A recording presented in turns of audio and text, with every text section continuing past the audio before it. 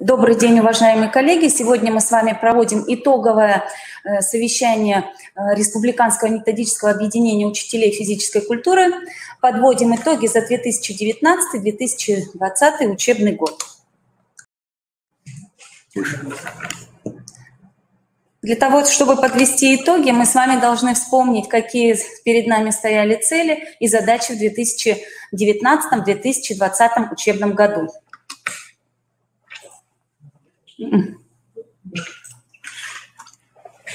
Итак, цель нашего республиканского методообъединения в 2019 году, в 2020 стояла следующее: создание условий для повышения качества преподавания предметной области физическая культура в Республике Коми. И в соответствии с целями мы поставили для себя задачи, которые должны были решать.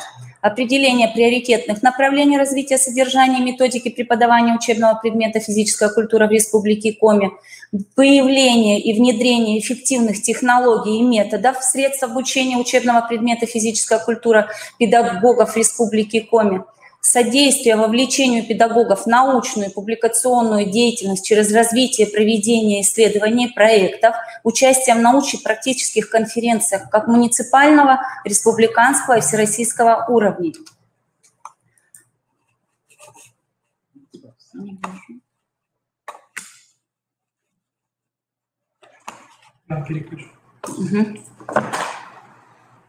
Следующая задача – это участие в организации спортивных мероприятий муниципального республиканского этапа Всероссийской олимпиады школьников по физической культуре, предоставление будущим молодым педагогам возможности принять участие в практических и теоретических мероприятиях, несущих информацию для повышения качества преподавания предметной области физическая культура через фестиваль открытых уроков, предоставление возможности учителям физической культуры, готовимся к процедуре аттестации, поделиться своим педагогическим опытом в форме мастер-классов, открытых уроков, открытых неклассных занятий, вебинаров, выступлений на заседании РМО и так далее. Но чтобы решить данные задачи, было проведено ряд заседаний. Всего заседаний было у нас за этот учебный год 6. Первое тематическое заседание – это направление и перспективы развития физической культуры и спорта вчера, сегодня, завтра. То есть проводился анализ работы предыдущего учебного года, и на основании анализа был сделан план работы на предстоящий учебный год. Второе заседание проходило у нас в октябре. Организация работы с одаренными детьми, методическое сопровождение и подготовки по проведению Всероссийской олимпиады школьников по физической культуре в 2019-2020 году, учебном году. И третье заседание проходило в ноябре, где делились опытом по реализации проекта наши коллеги «Самбо в школу» в Республике Коми. Следующее заседание, четвертое, оно проходило в декабре, 19 декабря. Называлось оно «Педагогическое мастерство и современные педагогические технологии в физическом воспитании и спорте». Здесь было заседание не единственное, проходило в рамках конференции, мастер-классов, открытых уроков и так далее. И пятое заседание – это использование дистанционных образовательных технологий на уроках физической культуры. На этой теме мы еще сегодня остановимся, будет выступать у нас коллега мой. И шестое заседание, оно сегодня последнее, итоговое. Мы подводим итог работы Республиканского методообъединения учителей физкультуры за 2019-2020 год и строим планы на будущий учебный год. Если посмотреть по тематике наших методических объединений, то я немножечко сейчас остановлюсь. Первое заседание, я вам говорила, это перспективы развития вчера, сегодня, завтра, где был составлен план совместно продуманный. А на втором мероприятии, когда я говорила о Всероссийской олимпиаде школьников, был проведен региональный этап Всероссийской олимпиады школьников по физической культуре. На официальном сайте КРИРО в Центре сопровождения олимпиадного движения представлены все материалы оценивания, как можно подать апелляцию и так далее. Вы можете ознакомиться, если кто еще не видел. Материалы были подготовлены, находятся в этом разделе. Уже есть итоговый приказ, коллеги, наверное, вы уже знаете об итогах Всероссийской олимпиады школьников регионального этапа. Приказ вышел 24 марта 2020 года. Успехи следующие. 14 учащихся Республики Коми стали победителями-призерами. Лидирует у нас 9-я школа, первое место с 9-й школы у девчонки, и мальчишка, Выльгардская школа, номер 2 победителей. Поздравляем педагогов, которые подготовили. Хотелось бы узнать опыт вашей работы, каким образом готовили детей, чтобы достичь максимального результата. 4 призера у нас подготовил муниципальный округ города Сыктывкара, 9-я школа и 25-я. Остановлюсь на 9-й школе. У них 3 призера, 1 победитель. 25-я школа подготовила призера.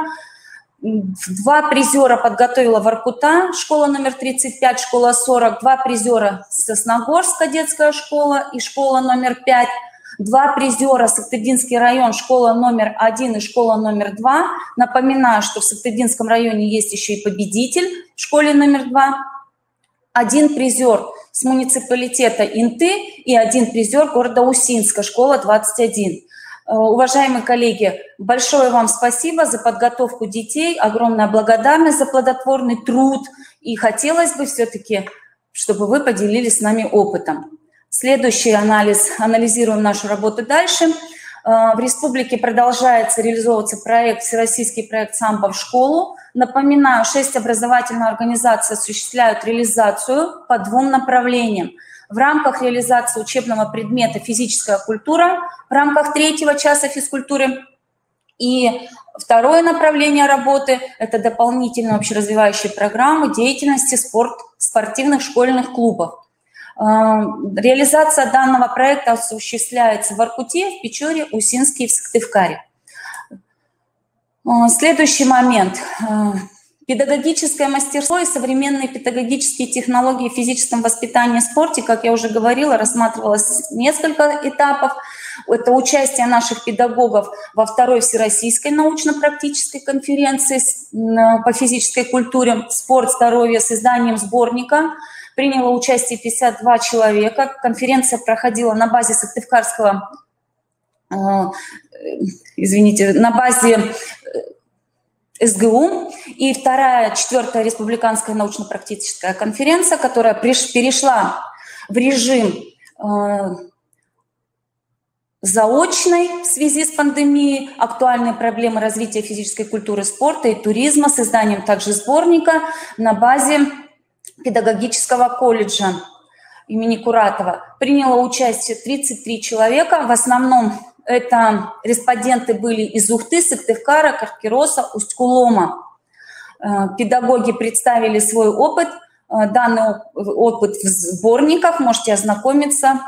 Следующее – педагогическое мастерство. Мы проявляли с вами в рамках фестиваля открытых уроков на базе школы номер 16. Это для молодых специалистов был проведен фестиваль открытых уроков. 6 открытых уроков мы посмотрели, предоставляли их студенты педагогического колледжа. Очень интересные работы. И по этим работам были определены победители и призеры. Очень интересный опыт. Присутствовали у нас педагоги 4-й школы и педагоги Сыктывкарского педагогического колледжа. Также был в этом году проведен всего лишь 1 мастер-класс. По сравнению с прошлым годом этот показатель у нас снизился. В прошлом году мы посмотрели 3 открытых урока на базе 18-й, 38-й школы и школы боевых искусств Анатолия Васильевича Чеканчи. В этом году только мастер-класс провела у нас Башкирова Татьяна Сергеевна, 24-я школа города Сыктывкара, которая поделилась опытом по организации урока гимнастики с использованием приемом формирования контрольно-оценочной самостоятельности обучающихся. Но, уважаемые коллеги, хотелось бы обратить внимание на мастер-класс. Нет ничего лучше, как увидеть урок опытного специалиста и понять вообще, что происходит, чем нежели 10 раз прочитать. Поэтому я призываю вас поактивнее принимать участие в мастер-классах, не жалеть свой опыт, а делиться. Хороший педагог тот, который не сам все реализует, который может еще и поделиться. Следующий момент – это педагогическое мастерство мы рассматриваем как пополнение методической копилки на портале «Открытое образование Республики Коми». В этом году у нас немножечко подъем здесь есть. В прошлом году, если мы опубликовали 5 методических разработок, то в этом году 7. Может быть, еще год не закончен, летний период, педагоги наши активизируются, еще появятся работы, еще работа продолжается. В основном работы представлены, можете ознакомиться, это педагоги из Инты, Ухты, Сыктывкара и Усть-Ломского района. Сыктывкар лидирует в этом отношении. Поэтому Сыктывдинского района. Большое вам спасибо за то, что делитесь своим опытом. Трансляция педагогического опыта, чуть-чуть назад еще, также происходит на курсах повышения квалификации. Здесь тоже в виде вебинаров, конференций. Всего 3 опыта представили нам учителя физической культуры. Ну, надеемся, что в этом моменте мы тоже с вами немножечко подрастем и будем охотнее приходить на курсы повышения квалификации, делиться с учителями республики своим опытом. Дальше. Ну что, можно сделать вывод. Таким образом, задачи работы РМО, в большей степени все-таки можно считать решенными. В следующем учебном году работу Республиканского методического объединения необходимо выстроить в соответствии прежней целью. Только немножечко мы тут изменили. Создать условия для повышения уровня педагогического мастерства учителей физической культуры, оказание помощи молодым специалистам во владении новыми компетенциями. И в соответствии вот с этой целью предлагаем следующую тематику для республиканских методических объединений. Коллеги, это не говорит о том, что вот сейчас то, что я покажу, какой план на следующий год, он окончательный.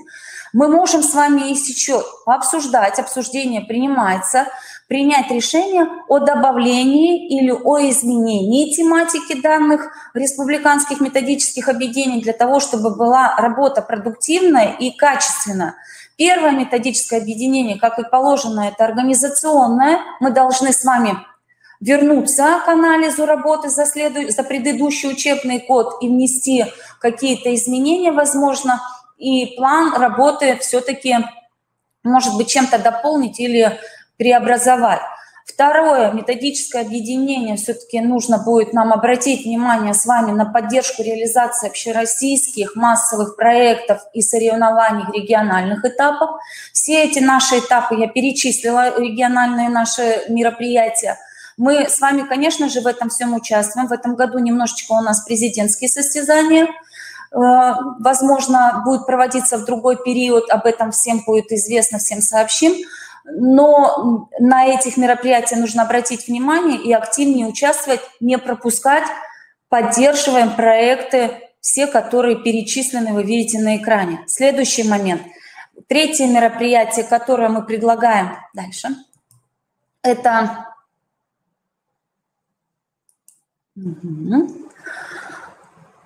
От профессиональной компетентности педагогов к образовательным ресурсам обучающих в условиях внедрения в ГОС, в условиях внедрения комплекса ГТО.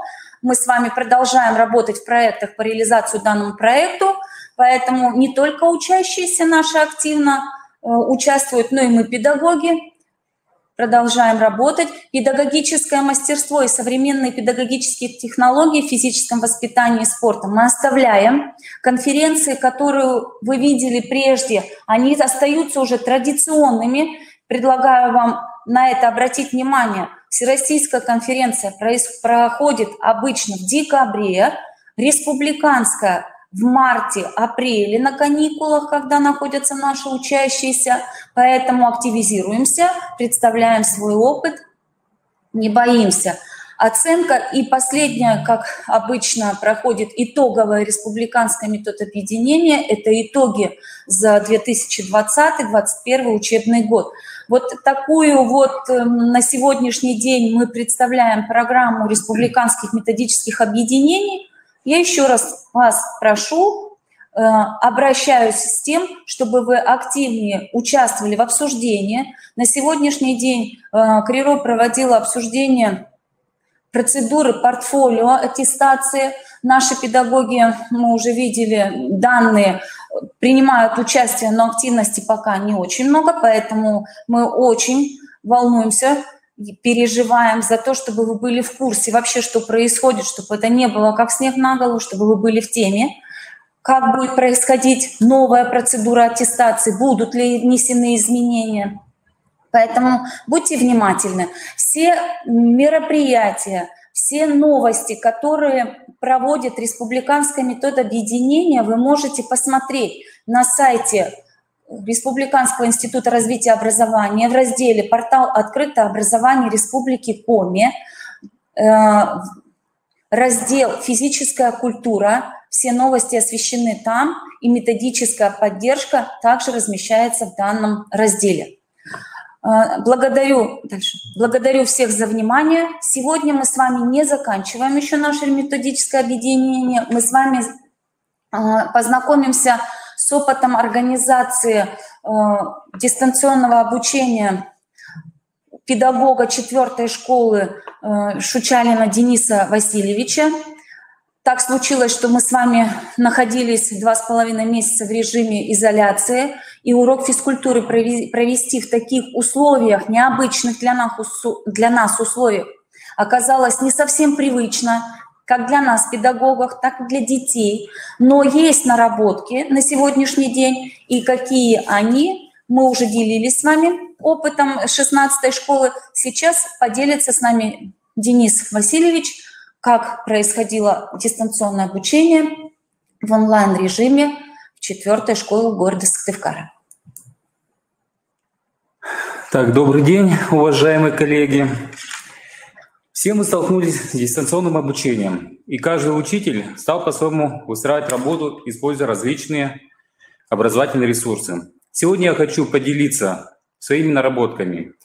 Я решил организовать учебный процесс, используя Google формы.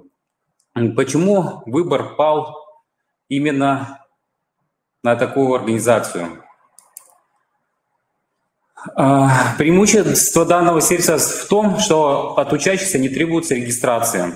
Лишь в 2 случаях понадобится почта. Во-первых, если ученику к заданию нужно прикрепить документ, фото или видео.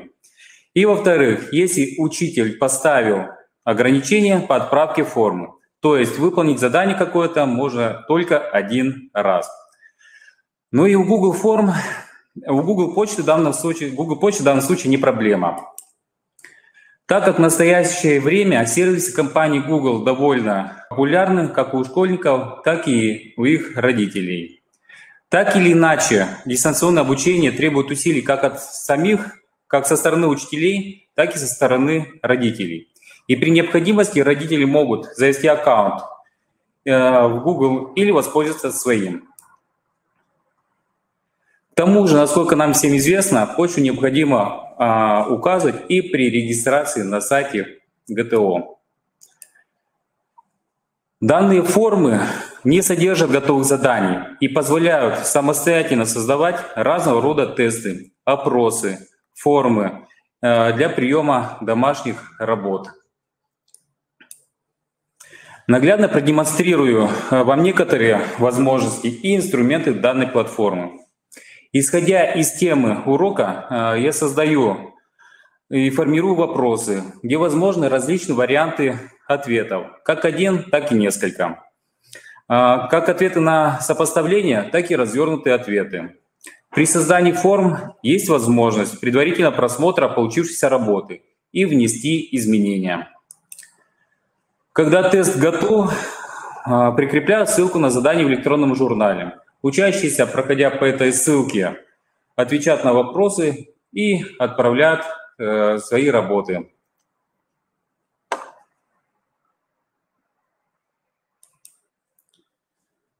Проверку можно выполнить автоматической, предварительно отметив правильные варианты ответов.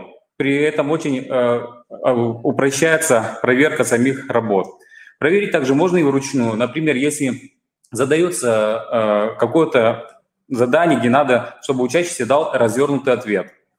По истечению срока сдачи конкретного задания возможно прекратить сбор ответов.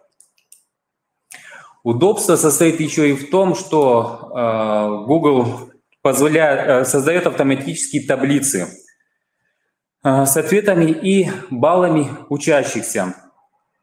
По завершению задания вы можете без проблем просмотреть или скачать данный документ. Если итогом домашнего задания является фото или видео, можно создать форму для приема работ с сложенными файлами. Ученик пишет фамилию, имя, класс, наименование работ и прикрепляет все необходимые материалы. Также в формах есть возможность создавать комплексы упражнений с использованием видео и GIF-изображений.